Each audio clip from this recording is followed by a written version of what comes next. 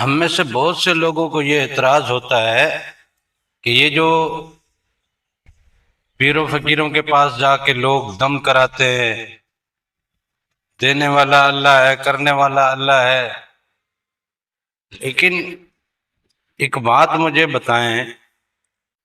چاہے کسی بھی مکتبہ فکر کا مولوی ہو،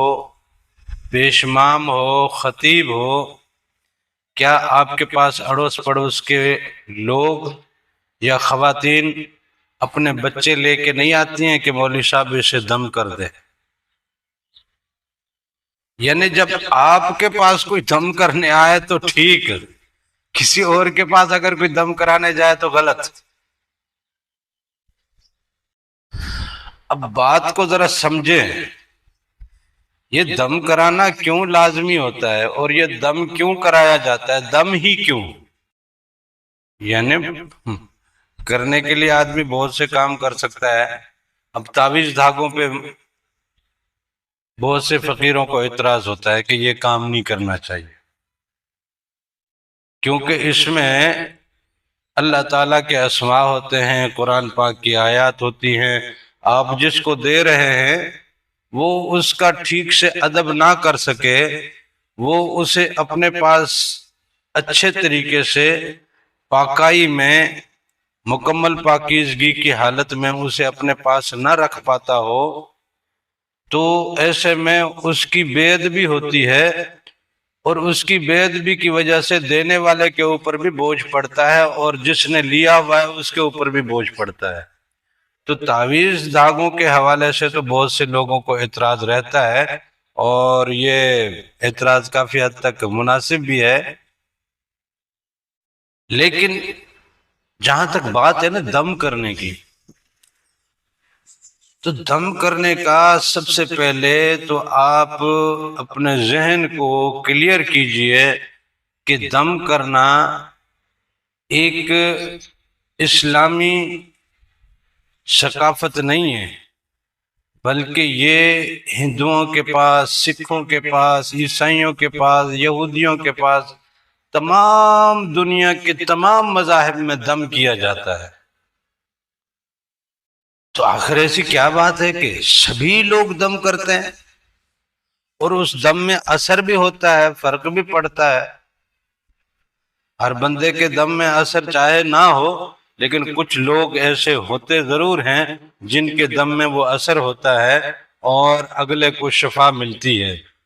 تو یہ دم بیسیکلی کیا چیز ہے، یہ بات ذرا تھوڑا ذہن اپنے کو کلیئر کیجئے۔ اللہ تعالیٰ نے جب حضرت آدم علیہ السلام کو تخلیق کیا تو حضرت آدم علیہ السلام کے ہونٹوں پہ بوسہ دیا۔ جب فرشتوں نے نا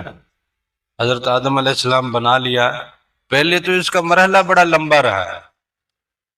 14,000 آدم بنائے گئے، تب جا کے آدم صفی اللہ بنا۔ اللہ تعالیٰ نے بار بار بار بار بار بار مرحلہ وار اس کو ارتقا دی، اس کی ترتیب کی، اس کو بہتر سے بہتر بنانے کی کوشش کی، یہاں تک کہ اسے پوری دنیا میں اللہ تعالیٰ نے سب سے بہترین تخلیق قرار دیا، اور اللہ تعالیٰ نے اسے بنانے کے حوالے سے قرآن مجید میں فرمایا لَقَدْ خَلَقْنَا الْإِنسَانَ فِي كَبَدٍ، کہ اسے تو ہم نے بڑی تکلیفوں سے بنایا ہے، بڑے دردوں سے بنایا ہے، بڑی مصیبتوں سے بنایا ہے، اس کو تو بڑی بڑی تنگیوں سے اس کو بنایا ہے، بڑی الجھنوں سے گزر گزر کے اس کو بنایا ہے۔ لَقَدْ خَلَقْنَا الْإِنسَانَ فِي كَبَدٍ، بڑی مشکلوں سے بنایا ہے اسے۔ تو جسے اللہ تعالیٰ کہتا ہے کہ میں نے بڑی مشکلوں سے بنایا ہے، اب اس انسان کو ہم کیا سمجھے ہیں اور ہم کیا سمجھ رہے ہیں، ہم اپنے آپ کو کیا سمجھے ہیں اور کتنا سمجھنے کی کوشش کر رہے ہیں، یہ ایک الگ بحث ہے۔ لیکن بات یہ ہے کہ جب آدم صفی اللہ بن گیا تو اللہ تعالیٰ نے اس کے ہونٹوں پہ بوسہ دے کے اس پہ دم کیا، پھونک ماری، اس کے ہونٹوں پہ ہونٹ رکھ کے پھونک ماری، اور قرآن پاک میں اللہ تعالیٰ نے فرمایا فَنَفَخْتُ فِيهِ مِن روحی، اس میں نے اپنی روح ڈالی ہے۔ تو یار میں تو بوسہ خدا ہوں، میں تو روح خدا ہوں، میں تو خلیفہ خدا ہوں،